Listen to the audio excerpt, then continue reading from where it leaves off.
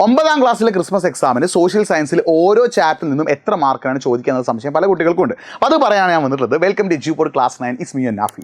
എല്ലാവർക്കും മക്കളെ എജ്യൂപോഡ് 9ാം ക്ലാസ്സിലേക്ക് സ്വാഗതം. ഞാൻ നിങ്ങളുടെ നാഫി. അപ്പോൾ ആദ്യം നിങ്ങൾ 3 കാര്യങ്ങൾ കമൻറ്റ് ചെയ്യണം. 1, നിങ്ങൾക്ക് സോഷ്യൽ സയൻസിൽ എത്ര ചാപ്റ്റേഴ്സ് എടുത്ത് കഴിഞ്ഞിട്ടുണ്ട്.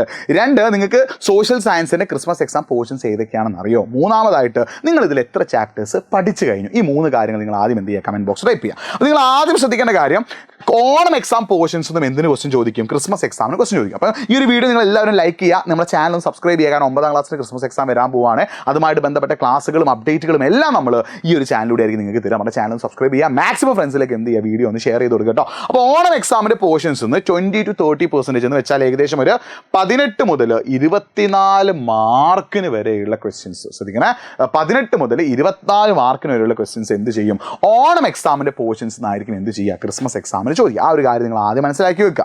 18 മുതൽ 24 മാർക്കിന് വരെയുള്ള ക്വസ്റ്റ്യൻസ് ഓണം എക്സാം പോർഷൻസിനായിരിക്കും ക്രിസ്മസ് എക്സാമിന് ചോദിക്കുക. ആ ഒരു പോയിന്റ് നിങ്ങൾ ആദ്യം മനസ്സിലാക്കി വെക്കാം. അപ്പോൾ നമ്മൾ ഈ ചാപ്റ്ററിലേക്ക് വരികയാണെങ്കിൽ 3, 5, 7 അതായത് ക്രിസ്മസ് എക്സാമിന് കൂടുതൽ ഇമ്പോർട്ടൻസ് കൊടുക്കേണ്ട ചാപ്റ്റേഴ്സ് ജോഗ്രഫിയിലെയും ഹിസ്റ്ററിയിലെയും 3, 5, 7 ചാപ്റ്റേഴ്സാണ്. അതുപോലെ നമ്മുടെ ഓണം എക്സാമിൻ്റെ പോർഷൻസ് ആയിരുന്നു ഇത്. ജോഗ്രഫിയിലും ഹിസ്റ്ററിയിലും ഏതൊക്കെയായിരുന്നു ഓണം എക്സാം പോർഷൻസ്?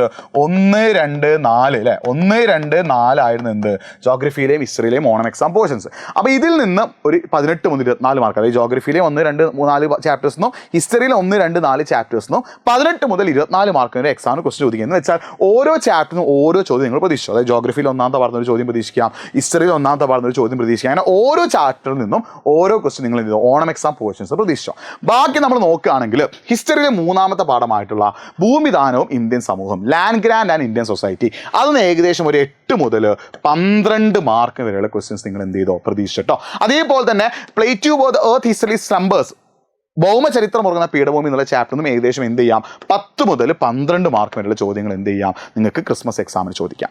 അടുത്തത് ഇന്ത്യയിലെ ജനസംഖ്യാ പ്രവണത അഥവാ ഡെമോഗ്രാഫിക് ട്രെൻഡ്സ് ഇൻ ഇന്ത്യ, ഇതിൽ നിന്ന് നിങ്ങൾക്ക് എന്ത് ചെയ്യാം, ഏകദേശം ഒരു 8 മുതൽ 10 മാർക്ക് വരെയുള്ള ക്വസ്റ്റ്യൻസ് നിങ്ങൾക്ക് എന്ത് ചെയ്യാം, പ്രതീക്ഷിക്കുക കേട്ടോ. അതേപോലെ തന്നെ ഇവിടെ കണ്ടോ, ഇന്ത്യൻ സമ്പദ്ഘടന വിവിധ മേഖലകളിലൂടെ, Indian economy through various sectors അല്ലെ, ഇതും ഏകദേശം 8 മുതൽ 10 മാർക്ക് വരെ ചോദിക്കാം. ഇനി നിങ്ങൾ ശ്രദ്ധിക്കേണ്ട കാര്യം, ജനാധിപത്യത്തിന്റെ വ്യാപനം സ്ഥാപനങ്ങളുടെ expansion of democracy through institution, ഇത് നിങ്ങൾ എന്ത് ചെയ്തോ, ഒരു 10 മുതൽ 12 മാർക്കിന് വരെ നിങ്ങൾ എന്ത് ചെയ്തോ, പ്രതീക്ഷിച്ചോ.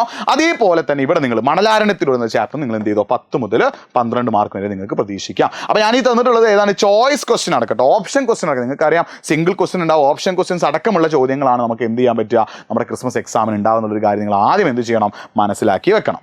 അപ്പോൾ ഈ രീതിയിലായിരിക്കും നിങ്ങൾക്ക് ഓരോ ചാപ്റ്ററിൽ നിന്നും നിങ്ങൾക്ക് കൂടുതലായിട്ട് എന്ത് ചോദിക്കുക, മാർക്ക് ഏകദേശം ഈ ഒരു മാർക്കിന് ഇടയിലായിരിക്കും നിങ്ങൾക്ക് എന്ത് ചോദിക്കുക, ക്രിസ്മസ് എക്സാമിന് ഓരോ ചാപ്റ്ററും ക്വസ്റ്റ്യൻ ചോദിക്കുക. അപ്പോൾ ഈ ചാപ്റ്ററിലൊക്കെ ഇമ്പോർട്ടൻറ്റ് ടോപ്പിക് നിങ്ങൾക്ക് ഏതൊക്കെയാണ്, ഈ ചാപ്റ്ററിൻ്റെ ക്വസ്റ്റ്യൻസ് നിങ്ങൾക്ക് ആവശ്യമുണ്ട്, ഈ ചാപ്റ്ററിൻ്റെ ക്ലാസ് നിങ്ങൾക്ക് ആവശ്യമുണ്ടെങ്കിൽ നിങ്ങൾ ജോയിൻ ചെയ്യുന്നത് എജ്യൂപോഡിൻ്റെ പ്രീ ബൂസ്റ്റർ ബാച്ചിലാണ്. ഓൾറെഡി നമ്മൾ എന്ത് ചെയ്തിട്ടുണ്ട്, ക്രിസ്മസ് എക്സാമിൻ്റെ പോർഷൻസ് അവിടെ തീർത്തുകൊണ്ടേയിരിക്കും. അതിൻ്റെ ക്വസ്റ്റ്യൻസ് അവിടെ ഡിസ്കസ് ചെയ്യുന്നുണ്ട്, അതിൻ്റെ ക്ലാസ് ലൈവുകൾ, അതിൻ്റെ ഡൗട്ട് ക്ലിയർ ചെയ്യുന്ന ഓപ്ഷൻസ് ഒക്കെ നമ്മൾ പ്രൊവൈഡ് ചെയ്യുന്നത് ഇതിലൂടെയാണ്, നമ്മുടെ പ്രീ ബൂസ്റ്റർ ബാച്ചിലൂടെയാണ്. നിങ്ങൾ എജ്യൂപോഡിൻ്റെ പ്രീ ബൂസ്റ്റർ ബാച്ചിൽ ജോയിൻ ചെയ്ത് പഠിക്കുകയാണെങ്കിൽ കാര്യങ്ങളൊക്കെ സെറ്റാവും. ഏറ്റവും ബെസ്റ്റ് നമ്മൾ കമൻറ്റ് ബോക്സിൽ ഒരു ഫോം പിൻ ചെയ്ത് വെച്ചിട്ടുണ്ടാവും. ആ ഫോം നിങ്ങൾ ഫില്ല് ചെയ്യുക. അപ്പോൾ നമ്മുടെ ടീം നിങ്ങളെ വിളിക്കും. അല്ലെങ്കിൽ നിങ്ങൾക്ക് പെട്ടെന്ന് ജോയിൻ ചെയ്യാൻ ആഗ്രഹമുണ്ടെങ്കിൽ nafi.ejupod എന്ന ഇൻസ്റ്റാഗ്രാം പേജിലേക്ക് പ്രീ ബൂസ്റ്റർ ബാച്ച് എന്ന് മെസ്സേജ് അയച്ചോ. നമ്മുടെ ടീം നിങ്ങൾക്ക് എന്ത് ചെയ്യും, ഞാൻ എന്ത് ചെയ്യും, നിങ്ങൾക്ക് ഇതിൻ്റെ ഡീറ്റെയിൽസ് ഞാൻ പറഞ്ഞു. അപ്പോൾ നിങ്ങൾ ശ്രദ്ധിക്കേണ്ട കാര്യം, ഇതിനുള്ള സൊല്യൂഷൻ, അതായത് ഈ ചാപ്റ്ററിനൊക്കെ എത്ര മാർക്കിന് ക്വസ്റ്റ്യൻ ചോദിക്കുക ഞാൻ പറഞ്ഞു. ഈ ഓരോ ചാപ്റ്ററും ഇമ്പോർട്ടൻ്റ് ആയ ടോപ്പിക്ക് പഠിക്കാൻ, അതിൽ ഏറ്റവും മികച്ച മാർക്ക് നേടാൻ നിങ്ങൾക്ക് ആഗ്രഹമുണ്ടെങ്കിൽ നിങ്ങൾ ജോയിൻ ചെയ്യുന്നത് നമ്മുടെ പ്രീ ബൂസ്റ്റർ ബാച്ചിന്. അവിടെ അഡീഷണൽ ക്വസ്റ്റ്യൻസ് ഉണ്ട്, ലൈവുകളുണ്ട്, നിങ്ങൾക്ക് റെക്കോർഡ് ക്ലാസ് ഉണ്ട്, ഡൗട്ട് ക്ലിയർ ചെയ്യുന്ന ഓപ്ഷൻസ് ഉണ്ട്, മെന്റർ സപ്പോർട്ട്, എല്ലാ കാര്യവും നമ്മുടെ പ്രൊവൈഡ് ചെയ്യുന്നുണ്ട്.